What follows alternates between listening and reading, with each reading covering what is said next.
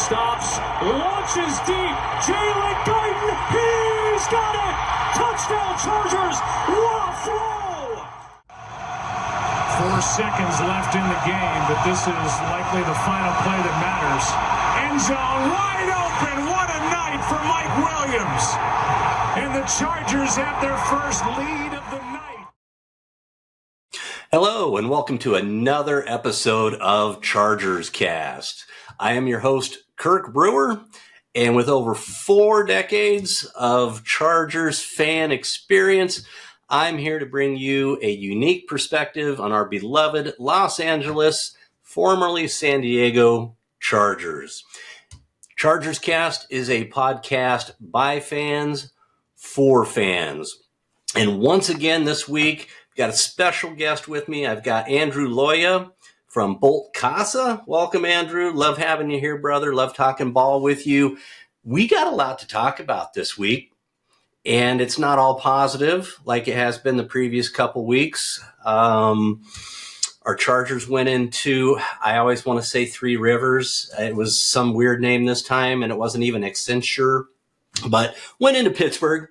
Okay, let's keep it easy. They went into Pittsburgh and came out with their first L of the season.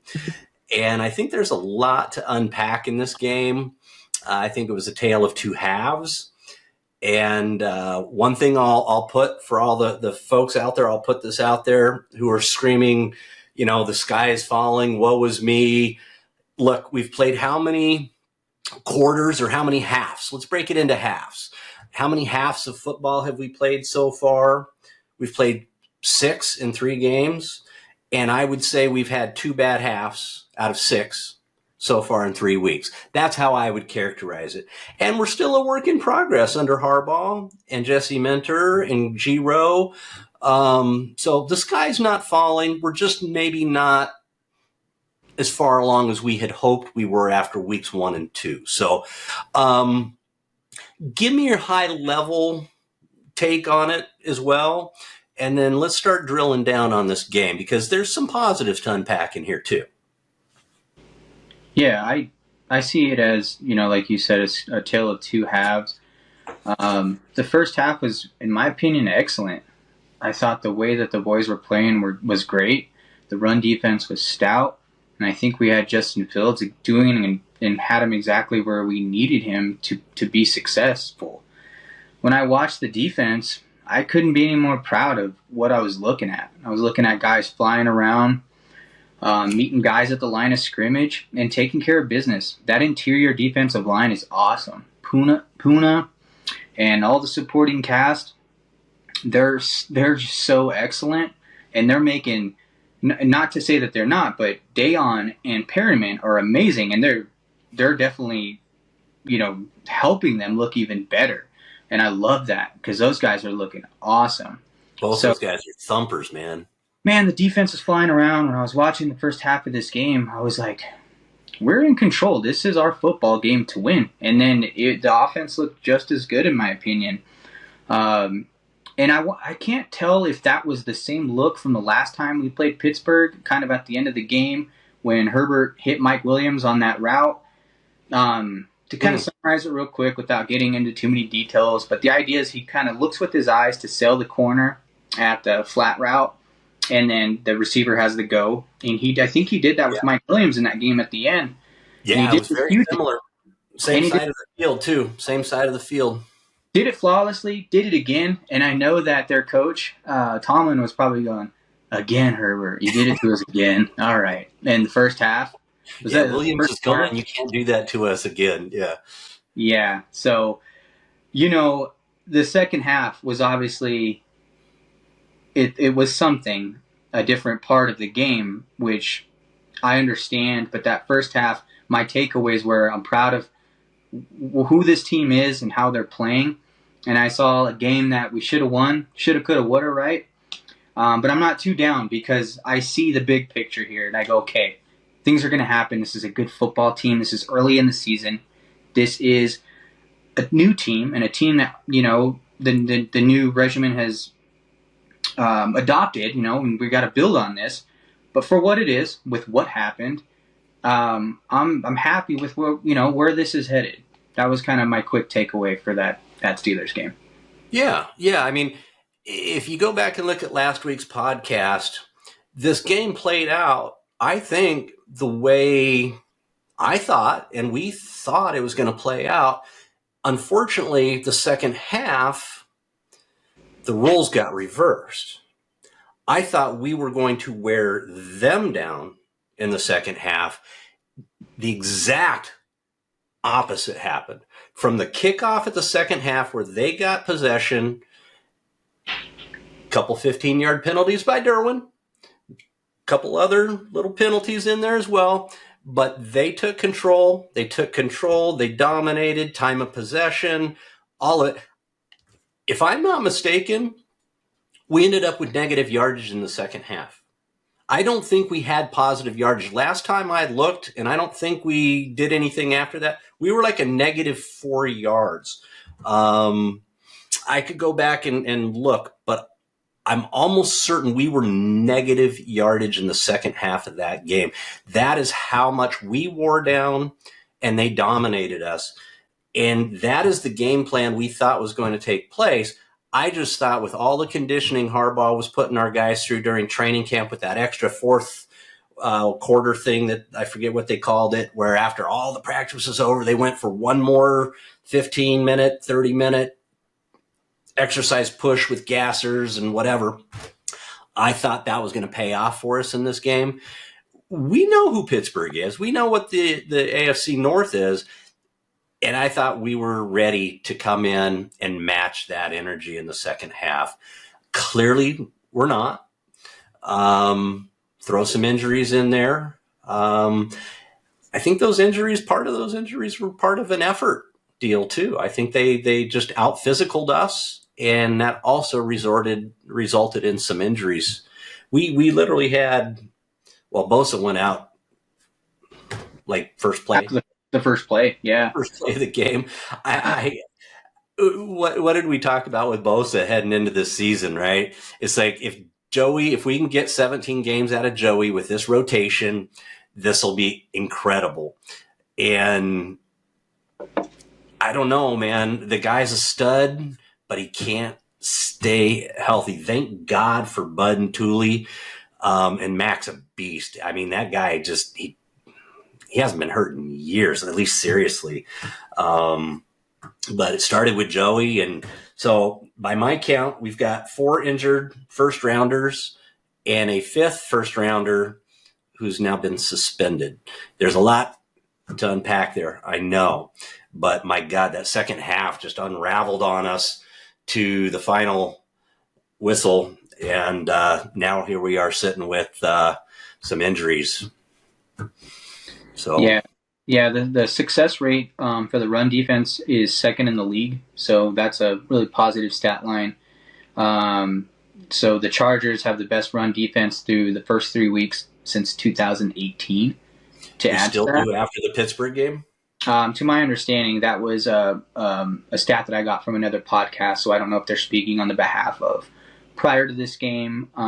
It says 3 weeks, so I'm going to take that as still. That would include that game, and I know they put up 100 and something on us.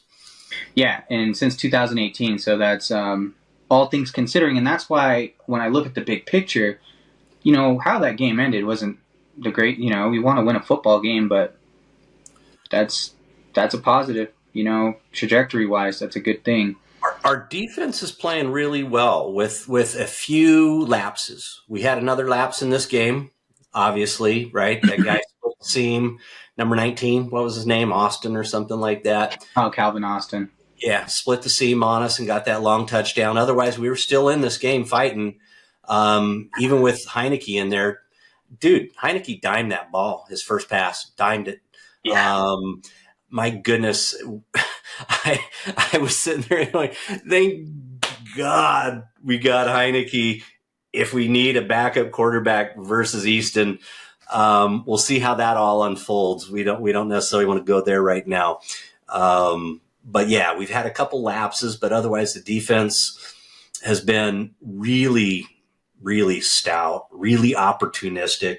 They were again this game, I would say. They were very stout, very opportunistic. Everything starts with stopping the run. So I think Jesse's doing a phenomenal job getting these guys ready. Our offense is still a work in progress, and it's not going to help having Herbert not taking reps in practice and now potentially losing both of our starting tackles. I have not heard anything about Rashawn's pectoral. I've heard it's a strain, not a tear, thank goodness. But talk about a lingering injury for an offensive lineman. That's a tough one. Those pectorals are just, they can hang around for a long time. So they may sit him for a while to get him 100% healthy. And I think he'll be good. It's just a strain on his MCL. He's a young guy. I think they can rub some dirt on it and throw a brace on it, and he'll be all right. But we have to. Are we talking about Alt? Alt on the MCL, and Rashawn had a pectoral strain. Correct. And my God, why they moved Pipkin out to tackle instead of putting Salyer out there. I don't want to second guess those guys. They make a hell of a lot more money than I do. But I would have put Salyer out there at left tackle in a heartbeat after what he did a couple seasons ago and kept Pipkin over at guard. He's a freaking turnstile, man. The guy got 2 sacks like that. Just boom. Yeah. And in the first half, we were doing a great job at, it wasn't what the second half was. Like when you bring up Calvin Austin and the other guys, we did a good job at controlling anything that they wanted to do on offense. And, you looked at Justin Fields, he was having a hard time. We were doing what we needed to do with him. And then I liked what I saw out of Joe Alt. We made some adjustments as far as getting him some help with some chipping. But, when you look at Joe Alt and that matchup, he did as good as you could want someone to do, considering who TJ Watt is, So I love the adjustment on that. He played as good as I could have ever wanted him to. So, when I get into the bad in this game, the injuries definitely changed the complexity of the game. The offensive line, once Slater and Alt went out, it was almost like at that point we just couldn't keep up. The offense was toast at that point. That set the tone for the second half, and I guess the exact number is the Chargers had -5 yards in total in the second half. Yeah, brutal. Yeah, -5 yards. And think about that, because they had some positive plays under Heineke even, but they had some positive plays. So that's how bad we got backed up with sacks and tackles for loss to negate all the positive yardage and end up with negative yardage. For all the good things that happened in the first half, where we had them right where we wanted to be. If you scripted it, sure, there's some fanboys out there who go, yeah, let's make it 40-3 at halftime. Yeah, but it's not realistic. If you scripted a realistic first half, we were right where we wanted to be. We were physical. We had a small lead heading into halftime. And if the game plan was to wear these guys down in the second half, then we would have been right there where we wanted to be. Unfortunately, that script got flipped and they wore us down and then injured, some key players, including Herbie. I don't know what's up with Cam Hayward, but he sure likes jumping and pouncing on Herbert. The last time they played him, he pounced on him and he kept pushing him back onto the ground and stuff like that. Probably because Herbert was beating him with his legs. And then it was Hayward who pounced on him, even though Herbert was already on the ground. Hayward pounced on him, drove his knee into his right leg, and Herbie was pretty much out at that point. So, all the things you could probably wish wouldn't go wrong in that second half, for all the good things that went right in the first half went wrong for us in that second half, including, like I said, the penalties on Derwin, which he really needs to stop trying to hit people and knock their heads off. This isn't that NFL anymore. Derwin's way too talented to be that guy. he needs to learn to wrap up. And if this suspension gets his attention, he needs to learn to wrap up. I don't think Harbaugh is going to put up with that. Maybe Staley would, but Harbaugh won't. And he loves Derwin, right? I mean, Harbaugh loves Derwin, right up there with Herbert. But you got to tackle. You got to wrap up. You can't just go blowing guys up. It was mistake riddled, and we paid for it. Yeah, I mean, it is what it is. It's something that this isn't the first, the second, or the third time that Derwin has made a tackle like this. Like it or not, it's what they saw, and the punishment is what it is. And all Derwin can do is clean it up. And that's all. I love how he plays, with his head on fire, very physical. He looks like a late 80s, early 90s football player flying around out there, and I love that. But at the end of the day, it's costly. And for his safety too, and the longevity of his time on our roster, most importantly, he's got to clean that up for himself. So the fans who want to throw their hands up and even get into the this is all set up for the Chiefs, and it's like, guys, come on, it's just a small situation that we're going to get through. He's got to clean it up.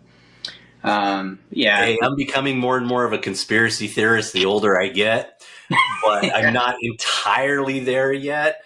That they would go a week in advance and suspend Derwin. Now, I'm not saying the Chiefs don't get calls. The Chiefs, we all know the Chiefs are getting some calls that nobody else does. For me, the hardest thing for a defensive player, and I saw it in a Monday night game too. I forget which one because we had a doubleheader the other night, last night.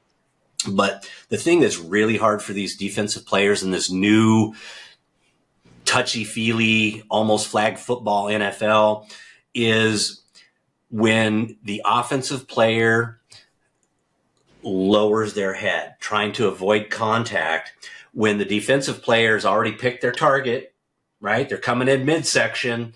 Can't take their knees out, can't take their head out, so they're coming in midsection, and the offensive player dips into it. And now all of a sudden it's helmet-to-helmet contact when it wasn't intended to be, and they're getting that PI. I think the referees need to learn that, look, if the offensive player ducks into that contact, then you shouldn't be holding the defensive player accountable for it. If the defensive player goes to take their head off, absolutely. In fact, fine them. Hell, throw them out of the game for all I care. But if the offensive guy ducks into that helmet-to-helmet contact, there shouldn't be any penalty whatsoever, because those guys need to learn to stop doing that too. Yeah. Personally. Yeah. I was a victim of some of those. Yeah, absolutely. And I don't know the rules specifically, but I played football since the first grade until I graduated. And everybody knows that the lowest guy is, going to win those exchanges. And so, I guess, my opinion is, once your head, this is 45, let's call this like a 90. Like if your body's like that, that low. If the crown is here, because we can't, I don't know the specific rules, but at that point, that's where I kind of think low, these guys are trying to get lower than each other. It's kind of like the PI thing, like one guy's pulling, the other guy's pulling. That's kind of where you got to let the tackle play out the way that it does. That's just kind of how I see that exchange. Yeah, I think there's some defensive players that have been the victim of the offensive guy ducking into that contact, and it's frustrating. Not to mention the hip drop tackle. It's really driven to help the offense these days, and we can't. You can't lose sight that this is a physical game. That's like how defense. You need all of those things to help you, to support you. It's how you take the wind out of the offense. It's how you get momentum. It's hard to play technical football that way. But, going back to Derwin, let's just hope he cleans it up. And we just make progress on that going forward. Yeah, maybe he'll get lucky. Supposedly, rumor is he'll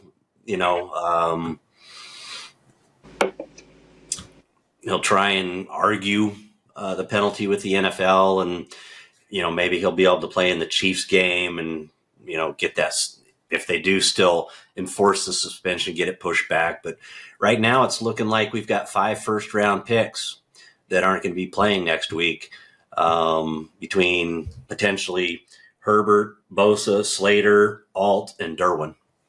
Talk about crazy heading into a Chiefs game.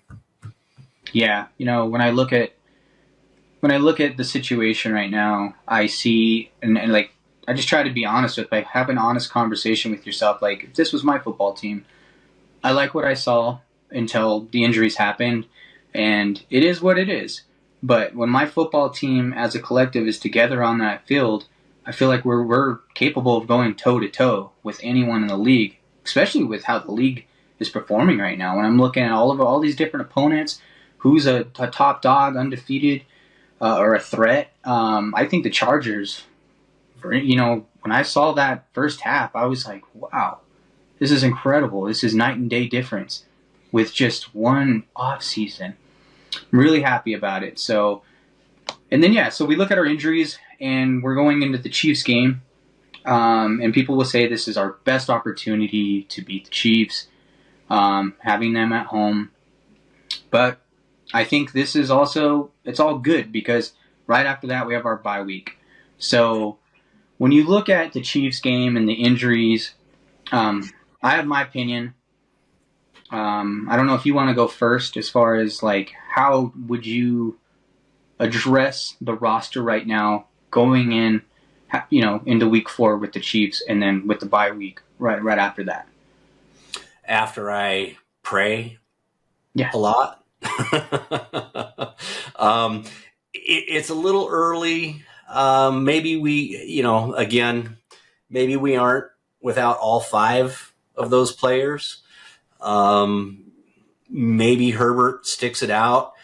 Part of me is hoping he doesn't, and he sits out this week and then sits out the bye, and we get a fully 100% recovered Herbert. So how would I approach it? I hated the bye, absolutely hated the bye when the schedule came out. I'm like, oh, we are hosed with that bye because this is a long season and it's going to be brutal. Now I'm sitting there going, thank goodness that bye is coming up in week 5. So there's 2 ways you could approach it, and I don't get paid enough money to have to actually decide this.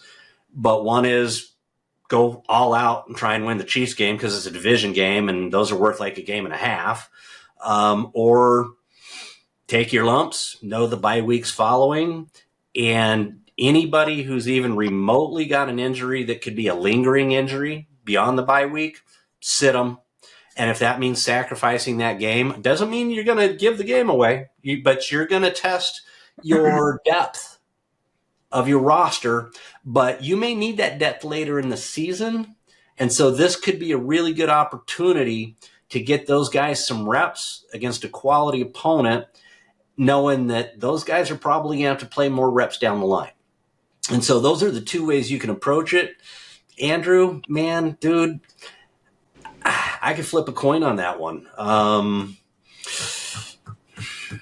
I would opt for resting them. It's early in the season. It's a long season. I would opt for resting anybody and everybody that is even remotely going to have a lingering injury. Right.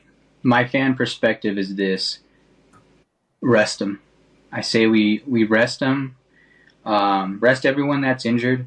We keep the game plan simple. We put everyone on that line, those tight ends on each side. We keep the game plan simple. We tote the rock. We try to control the ball and the clock to the best of our ability, and we let Taylor get nasty when he can. Use the play action to the best of his ability as he can. Take his shots when he can. And let's, compete. But that's why we got Taylor, and that's what we got him for. This is a perfect game for this situation. Because you hear people like Belichick say it all the time. Like, the games in September, they don't matter. For whatever, don't take that with a grain of salt as far as, like, if you want to get technical on all these things. But here's how I look at it. Guys, going forward, this isn't the make or break game. We have the Bengals and we have Baltimore later. So we can take, as much as we didn't like the bye, and I agree with you at first, well, when I look at this situation, I'm going, okay, this is a good situation. Let's make the most of it. Yeah. Because if we can somehow rest these guys, and if they can actually come back serviceable, I think that's going to be our best approach and our best shot at those later games, those divisional AFC games, like the Bengals and the Ravens, who at this point, those guys look pretty bad. So that would be my approach. Let's rest up to the best of our ability and then try to tackle the schedule, looking better with our guys a little more healthier going forward. Yeah, no, I agree. And on top of that, let's not lose sight of the fact that after the bye is Denver. So that'll be our third division game.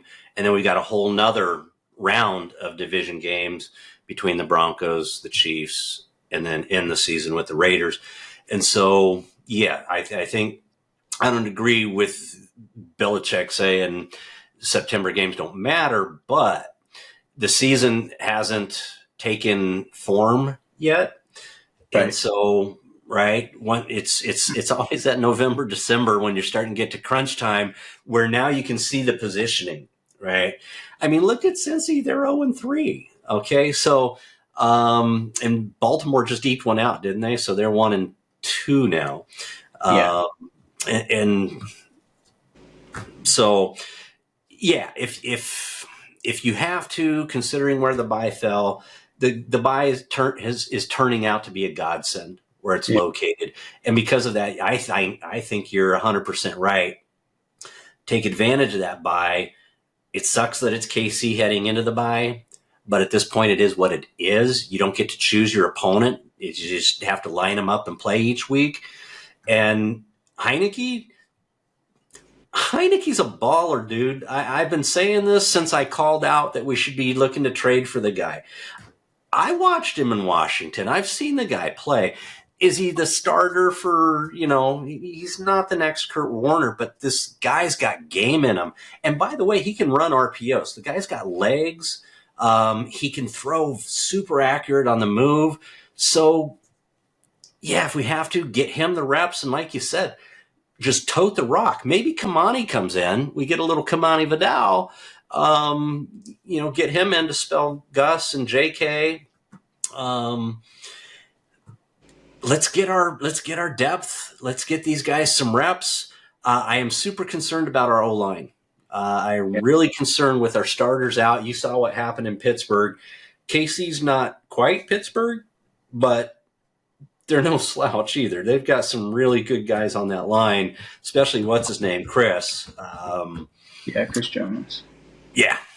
He that guy's he's an animal, and so we're going to have to run and pick our spots to throw, and go full Harbaugh on them. Go full Giro. 6 offensive linemen, 2 tight ends, and just get physical. Yeah, no need to try to force something that's not there. Like if I looked at my team, I'd go, let's go out there and scrap, but we don't need to force something, Go hit them in the mouth, play the best that we can. We're not going out there to surrender by any means, but we'll go in there and we'll play hard. We'll see what happens. I think Taylor could give them fits. I think I don't see it being a blowout, Yeah, divisional games rarely are.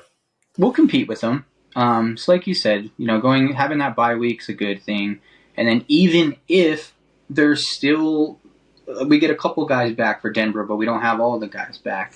I still think that even right after Denver, that just puts us in such a better position going forward for the rest of the schedule, because this schedule, just the way that it's looking, if we can be methodical about this, we can still find a way into that postseason, and I think this is the best way to do it. Think the long game, not the short term. Let's get in there and get KC now while we can. We just might not get KC this year. That's okay, guys. But I like what I saw out of this Chargers football team when it was everybody healthy. So okay, let's be smart about this, and I think if we can make the right chess moves going forward, we're going to have success. Yeah, I like that perspective a lot, and I think that's an approach that hopefully the powers that be take. And we do have Denver after the bye. Denver's not lighting the world on fire. If not all of our guys are back 100% after the bye, maybe we get half of them back and half of them are still resting an extra week heading into Denver week. And we can still feel pretty confident that we could take a Denver Broncos team versus a Pittsburgh Steelers team or a Kansas City Chiefs team. So we also have that going for us coming out of the bye. And then one thing I would mention, and we have a secret weapon, okay? His name's Jim Harbaugh. And this dude's, he's semi kind of crazy and diabolical, okay? So I don't put it past him that he and Giro right now are sitting there cooking up some crazy shit to be able to go into KC and cause those guys to go, whoa, where did this come from? This came totally out of left field, and they're smacking us in the mouth with their backups. Jim's Jim for a reason. I don't put anything past this dude to come up with something completely unique to handle this situation. It happens all the time in the NFL. You look at games, and a lot of the times the teams play to the level of their competition for whatever reason. Yeah. The Chiefs happen to be a team that wins a lot, but, they might look at this, and if those guys, for whatever reason, are coming into this game taking it lightly, they're going to be in for a rude awakening, and this kind of stuff happens in the NFL. And this ain't the type of team that, isn't going to come ready to go. We're going to come ready to go for what we got. And like you said, we're going to have something cooked up, and just don't be surprised if it's a really competitive football game. Patrick Mahomes is not playing really good football right now. Travis Kelce hasn't really shown up. They're a good team. No questions about it, but so are we. So we'll go give it our best effort. Yeah, they definitely haven't hit their stride yet. Kind of like last season. I think early in the season, they're vulnerable. You'd like to be able to hit them if you could, full strength, but we're not full strength. That's just the reality of it. But I believe Gus and JK are healthy. Jim and Giro, they'll find, they'll find a scheme. Maybe, having Taylor quarterback this team where there's no film, there's no tape for opponents to game plan against. It's a great point. A whole nother wrinkle that they can throw in with this guy. Like I said, Harbaugh's our secret weapon here. He's going to come ready to play even with his backups. And you guys hear me say it every week on this podcast, and you'll probably hear me say it 17 weeks in a row. Any given Sunday. Okay? Look what happened with the frickin' Raiders, all right? Week 2, they beat Baltimore, and then they get spanked like a newborn baby in the OR by Carolina. Now, it was Andy Dalton in Carolina, but we know who Andy Dalton is. Andy Dalton's got a lot of starts under his belt. He's a seasoned veteran, and he came in and played like it. So Taylor can ball. Yeah. 100%. Put it this way, it's going to be interesting. It's going to be, if you're a Chargers fan, don't miss this game. Okay, do not miss this game. You're going to learn a lot about our backups, about the will of this team under Harbaugh versus 63-21 last December. You learned a lot about the heart of that team under Staley. You're going to learn a lot about the heart of this team under Harbaugh in week 4. Promise. Yeah, this is a perfect opportunity for the backups and, those guys to kind of gel and put some things together and make progress. And who knows what the Chiefs are thinking? You know, they got a primetime game with the Saints right after that. I don't know if it's a Sunday night football game or a Monday night, but it's a primetime. So any given Sunday, they show up not taking this. If they take this game lightly, I think it's going to be a competitive game, and a game that we could surprise some people. Who knows? But you know, just keep going right back to how I see everything going forward. We'll just put our best foot forward, rest up our guys, have a really good game plan set, and we'll go from there. Because, and I know I'm repeating myself here, but even like we talked about, we got to do what we got to do with Denver. And I still think that we're still kind of riding this course to the best that we can going forward, because we got a lot of important football games that are going to contribute to the success of the season. We are very much in this race, like, because we already got one win against the Raiders. The Broncos aren't looking the best. Even if we split with the Broncos, I don't think we're splitting with the Raiders. I think we're going to be back when we play them again, and we may be able, because we have the coaching, we may be able to get the 2 against Denver. But we're very much in this race. Let's just be methodical, and we'll probably see ourselves in the postseason. Yeah. I mean, I think everybody's been talking wild card. You're not going to dethrone the Chiefs this season. But, you know, I'm just kind of thinking of our roster heading into this game. Defensively, Joey's going to be questionable. He re-aggravated his hip. And then Derwin theoretically suspended. Otherwise, I think we're pretty much 100% healthy in all the other positions. We've got depth at Joey's position, thank goodness.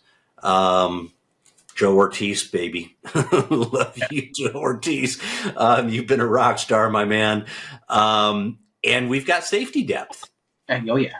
We got safety depth. So, again, Joe, baby, brought in Moulton. He's been playing good. He had one lapse this week, but he's been playing good. And we got Tony Jefferson. I believe he's back. You know, so we've got some depth there. The offense is what concerns me. Those guys are going to earn their stripes this week. If we sit both of our starting tackles, offensive line coaches, Nick Hardwick, move Pipkins back to right guard and put Jamari Salyer over at left tackle, please. Jamari knows how to play left tackle. It's instinctual to him. Let him play left tackle if Slater can't start. I'm just asking. And then I don't know who you got at right tackle, but please don't put Trey Pipkins back in. Don't put Trey at right tackle. What were they doing? I don't remember what the line exactly looked like. Can you explain to me what were they doing? Did they have Trey at left tackle? They moved Trey to left tackle, and they put Jamari at right guard. At right guard where Trey was. Yeah, because that's where Jamari played last season. Okay. And that's not his natural position. In college, he was a left tackle.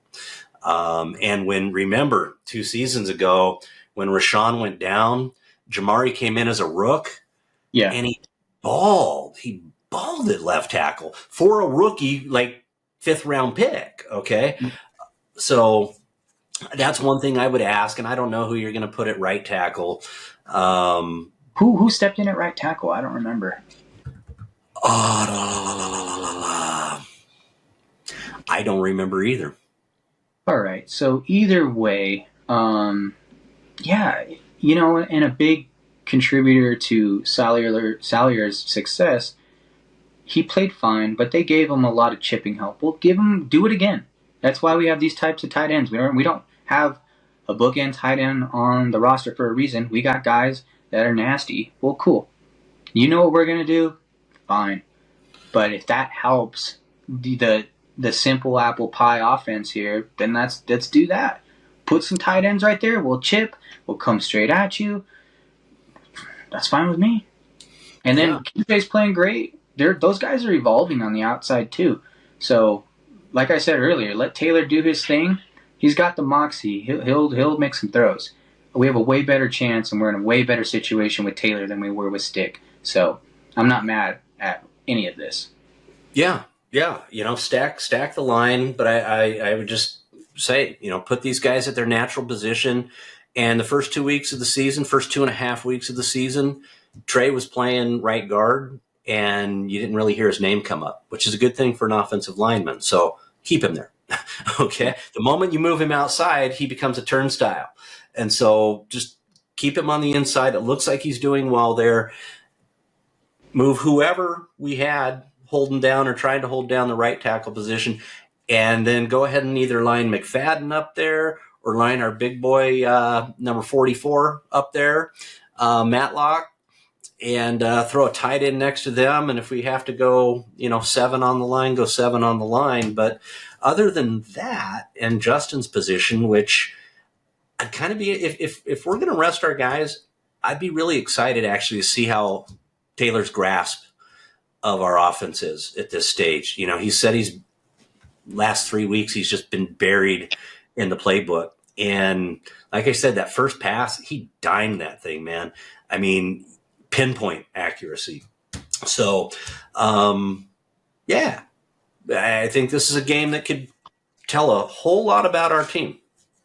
Yeah, so I just wanted to touch real quick on DJ Shark. He was on IR. DJ Shark? DJ Shark? I'm messing with you. I'm just messing with you. DJ who? We haven't seen that guy yet. Who dat? So he went on IR. Is that 4 weeks? Yes. Minimum 4 weeks when you're designated to possibly come back. So we're probably Denver. looking at him after the bye again, which coincides with what we're thinking as far as our best foot going forward. And then the latest news is the Chargers picked up, is it Jalen Rager? Yeah. All right. That's what we're doing all season. Okay. That good. If we can find success with QJ, I'm sure we can find success with Rager and figure it out, find a spot for him. But I like that. I like that going forward. He was a first-round pick, right? He hasn't had success yet.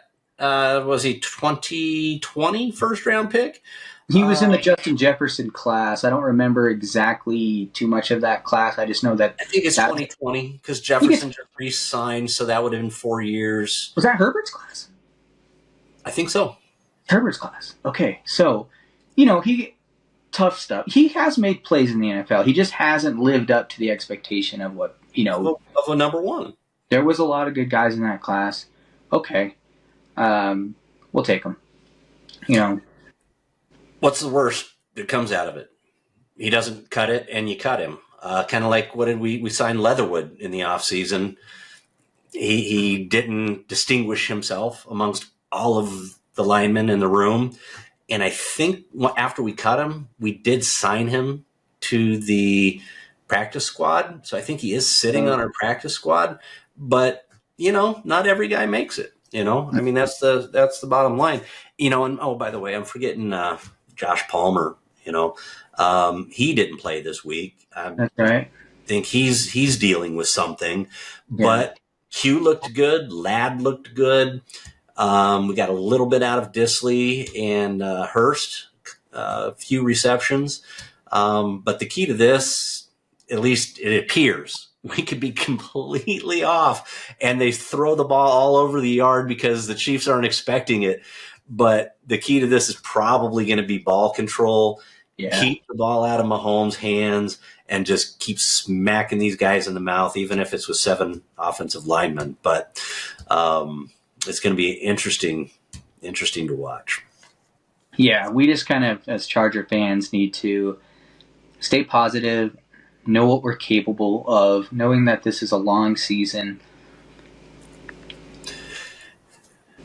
You can't sit here and mope about it and throw in the towel yet, guys.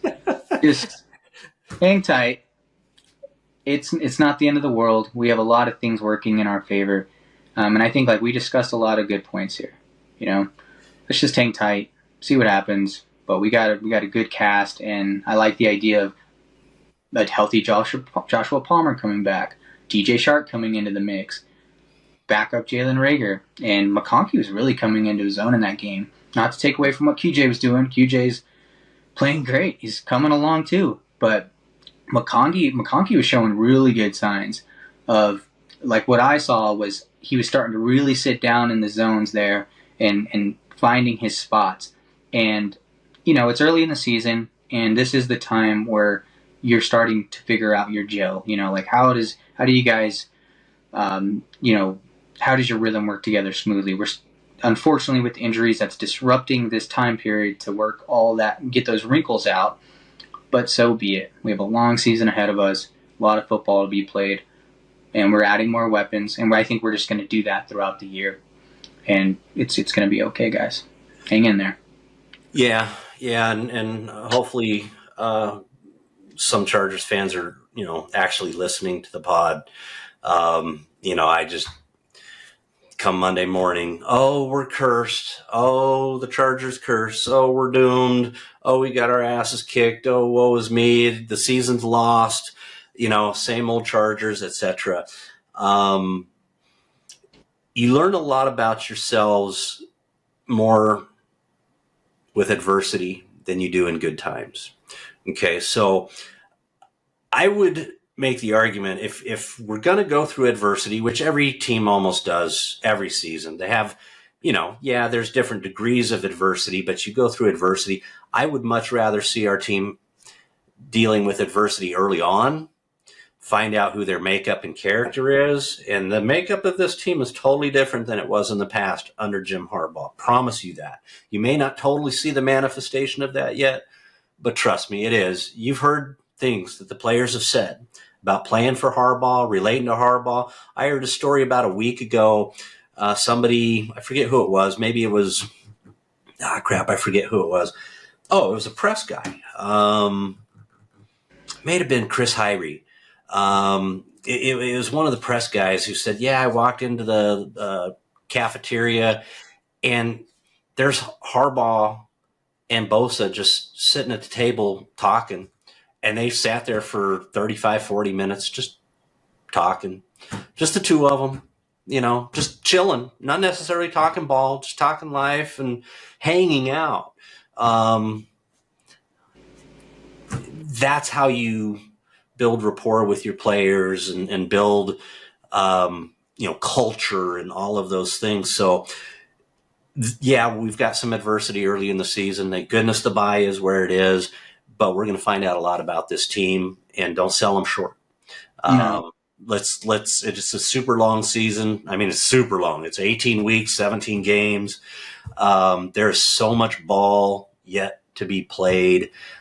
More injuries are going to happen. More adversity will come, but dealing with this adversity is going to make them stronger down the line when this stuff really, really gets serious and we're vying for a playoff spot. So, keep your heads up.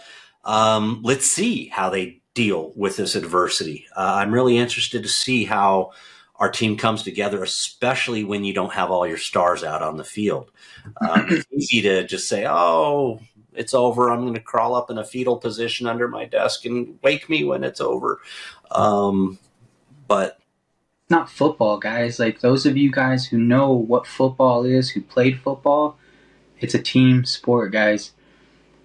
Harbaugh, like you were saying, he's a culture builder. I would do anything to be a fly on the wall to hear his pregame speeches, his halftime speeches, those little mini movies, clips that they're making with the Chargers, and we're getting those little sound bites of Harbaugh.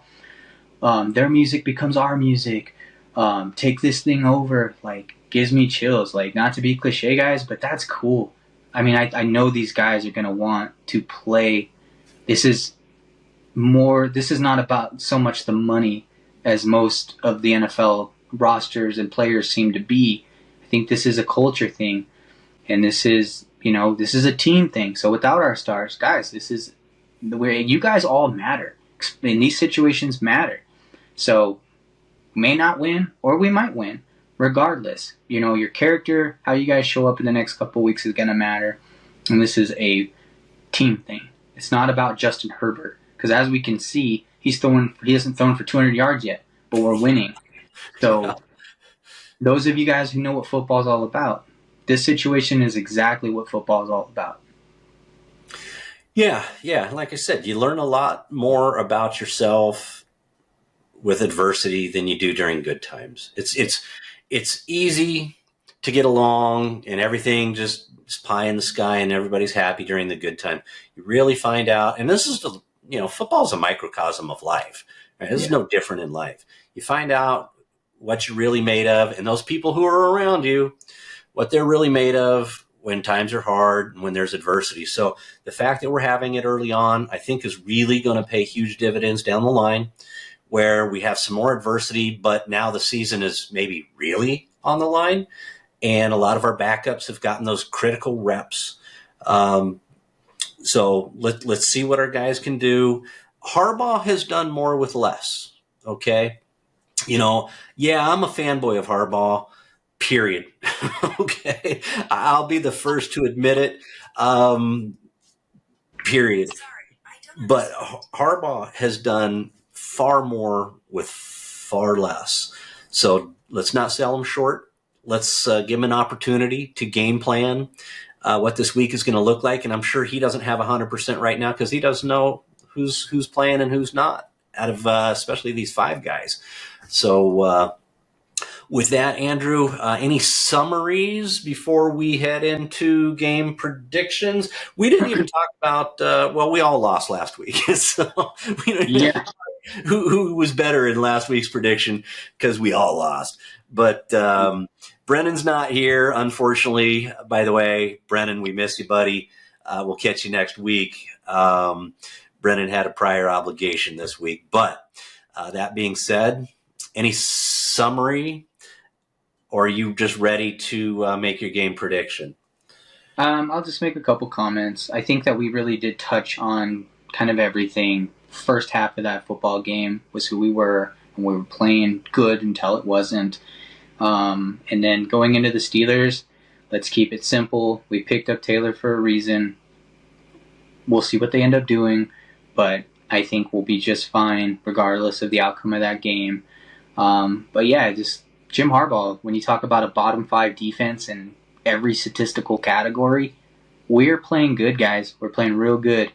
And every team goes through their shit, It's not just us. All these other teams are going to have their bad stuff happen too. It's a long season. We still have a lot of that ahead of us too. So hang in there. As far as score predictions go, I don't think it's going to be a high-flying Chiefs murdered us because that defense is still tough with the injuries. I do know that from what I saw, it looked like, the offense not having a rhythm and the way that things that were kind of happening, they were off the field and the defense was getting tired. I see it being more of a lower scoring game. So I'm gonna go with a loss here, guys. I'm gonna keep it 100 with you Charger fans that are watching. I'm gonna say a 21-6 loss. I think we're going to probably get a couple field goals. I'm hoping we get surprised and Taylor finds the end zone on a couple of shots, but if I'm just going to kind of take a good guess here, I'm going to take a 6-21 loss, Chiefs win football game. Okay, you're keeping a little more real than I'm going to. Yeah. Yeah, I'm going to keep it real simply because I do see the odds stacked against us. Do I hope the Chargers are going to win? Yes. Do I think we can pull one out? Yes. However, if you're going to have me put odds on it and put real money on it and keeping it real here, I think that the Chiefs on paper have every reason to best us this week. And I'm going with Andrew's theme, which is I think it's going to be relatively low scoring. I'm hoping our defense keeps us in this thing. It is a divisional game. Those are almost always tight games. It's pretty rare that there's a blowout. I'm going 17-13. KC, 17-13. We keep it close, but we just aren't able to pull it out. Yeah, and don't forget, guys, Patrick's not playing the best football. So if he's going to take some shots, he's going to be taking some shots against a defense that is game. So Sante Samuel, those safeties, Molden's playing pretty good for a team he just jumped on. Alohi's going to be flying around. Fulton's playing great on the other side. Great call, man. Fulton is balling. He looks so good in all facets of playing football. He's making coverage is great. His open field tackling is great. The discipline from this defense is awesome. When you talk about guys at Staley's defense just looked like, what are we doing? What are you doing? What are you doing? What are you doing? These guys are in sync and they're balling. So, yeah, I'm ready for this one.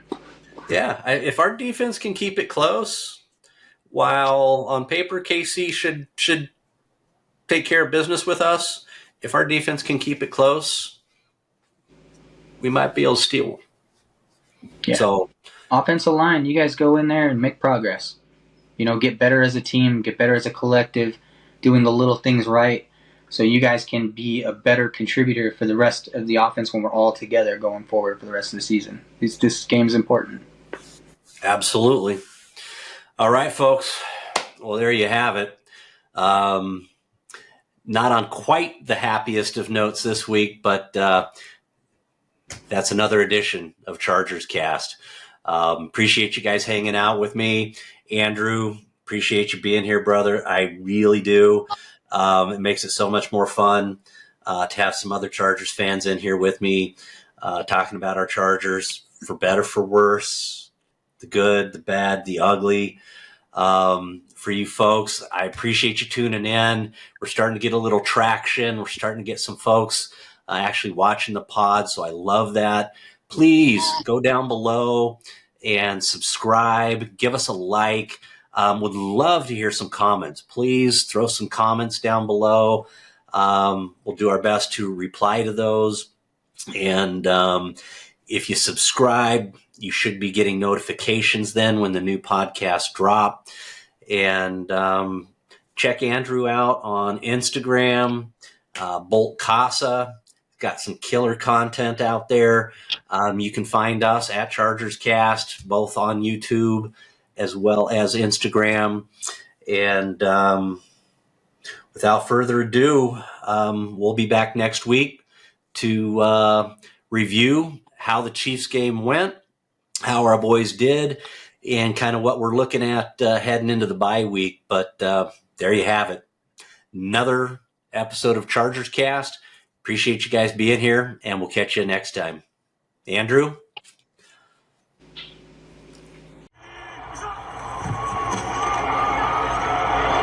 Herbert stops, launches deep. Jalen Guyton, he's got it!